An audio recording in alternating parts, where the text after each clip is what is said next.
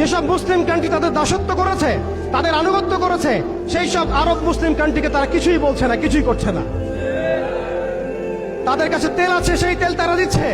তাদের কাছে অর্থনৈতিক সাপোর্ট আছে, এটা তারা দিচ্ছে। তাদের জমি ব্যবহার করে সেখানে বোম্বিং করা হয়েছে।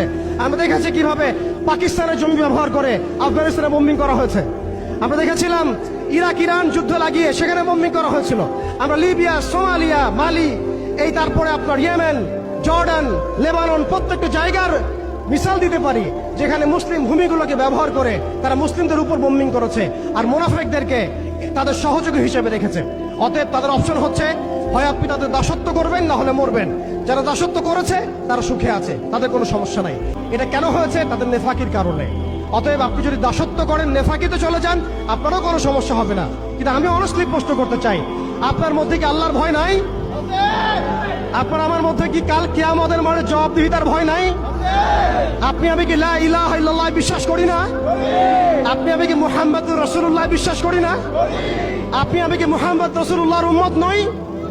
অতএব আমরাও কখনোই কারো দাসত্বের দিকে যাব না ইনশাআল্লাহ।